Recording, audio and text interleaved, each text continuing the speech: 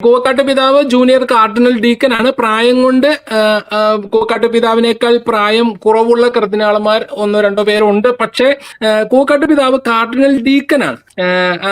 അതിനാൽ തന്നെ കർദിനാളന്മാരിൽ മൂന്ന് കാറ്റഗറിയാണ് കാർഡിനൽസ് ഉള്ളത്. ഒന്ന് cardinal bishops, cardinal priest, cardinal deacon. ഒരു രൂപതയുടെ മെത്രാൻ അല്ലെങ്കിൽ മെത്രാപ്പോലീത്ത ആയിരിക്കുന്ന കർദിനാളന്മാര് കാർഡിനൽ പ്രീസ്റ്റ് ആയിരിക്കും. കൂവക്കാട്ട് പിതാവ് വത്തിക്കാനിലെ ചില നയതന്ത്രപരമായ കാര്യങ്ങളും അതുപോലെ ഒരു ഡിക്കാസ്ട്രിയുടെ ഹെഡുമാണ്, ഏറ്റവും ജൂനിയർ ആണ്. അതിനാൽ തന്നെ അദ്ദേഹത്തിന്റെ റാങ്ക് എന്ന് പറയുന്നത് കാർഡിനൽ ഡീക്കനാണ്. സാധാരണഗതിയിൽ മാർപ്പാപ്പയുടെ തിരഞ്ഞെടുപ്പുമായി ബന്ധപ്പെട്ട് ഉള്ള കോൺക്ലേവിൽ കാർഡിനൽ ഡീക്കൻസിന് നിസ്തുലമായ ചില കാര്യങ്ങൾ ചെയ്യാനുണ്ട്. അതിൽ ഏറ്റവും പ്രധാനപ്പെട്ടത് ചില പ്രത്യേക ഇതിലുള്ള കർദിനാളന്മാരെ തിരഞ്ഞെടുക്കുന്ന വോട്ടെടുപ്പ് നടത്തുക എന്നുള്ളതാണ്. ഇപ്പൊ ഞാൻ നേരത്തെ പറഞ്ഞു, രോഗികളായ ഇൻഫെർമറികളായ കർദിനാൾമാരുടെ വോട്ട് സ്വീകരിക്കുന്ന 3 പേരെ തെരഞ്ഞെടുക്കും.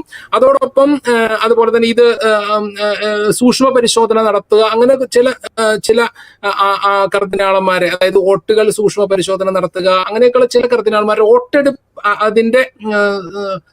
അതെല്ലാം നറുക്കെടുപ്പിലൂടെയാണ് ഈ കർദിനാൾമാർ ആരൊക്കെയെന്ന് തീരുമാനിക്കുക. ആ നറുക്കെടുക്കുന്നത് ജൂനിയർ കാർഡിനൽ ഡീക്കനാണ്. അതോടൊപ്പം അദ്ദേഹത്തിന്റെ മറ്റൊരു പ്രധാനപ്പെട്ടതാണ് സിസ്റ്റൈൻ ചാപ്പലിന്റെ വാതിൽ തുറക്കുന്നതും അടയ്ക്കുന്നതുമായി ബന്ധപ്പെട്ട അതിന്റെ നിയന്ത്രണം ഇദ്ദേഹത്തിന്റെ കയ്യിലായിരിക്കും. ഇദ്ദേഹത്തിന് അനുവാദം ഇല്ലാതെ വാതിൽ തുറക്കാൻ പറ്റില്ല. മാത്രമല്ല ഈ മാസ്റ്റർ ഓഫ് ദി സെറിമണി വാതിൽ അടയ്ക്കുന്നത് ഇദ്ദേഹത്തിന്റെ നിർദ്ദേശപ്രകാരമായിരിക്കും. മാത്രമല്ല കർദിനാളന്മാർ രോഗികളായ കർദിനാളന്മാർക്ക് വേണ്ട ഈ വോട്ട് സ്വീകരിക്കാനൊക്കെ പോകുമ്പോൾ അതിനുവേണ്ടി വാതിൽ തുറന്നു കൊടുക്കണം. അപ്പൊ അതുമായിട്ട് ബന്ധപ്പെട്ട് അതിന്റെ നിയന്ത്രണം, ഈ ചാപ്പലിന്റെ വാതിലുകളുടെ നിയന്ത്രണം പൂർണ്ണമായും ഈ ജൂനിയർ കാർഡിനൽ ഡീക്കൻ ആയിരിക്കും. അതുപോലെ തന്നെ നമുക്കറിയാം, വെളുത്ത പുക കറുത്ത പുക വരുന്നത് അത് അവര് എഴുതിയ ബാലറ്റ്, അതുപോലെ അതിന്റെ സ്ക്രൂട്ടിനി ഷീറ്റും കത്തിക്കുന്നതാണ്. അത് കത്തിക്കുമ്പോൾ അതിനോടൊപ്പം ചേർക്കുന്ന രാസവസ്തുവിലൂടെയാണ് ഈ കറുത്തതോ വെളുത്തതോ എന്നുള്ള പുക വരുന്നത്. അപ്പോൾ അതുമായി ബന്ധപ്പെട്ട അതിന്റെ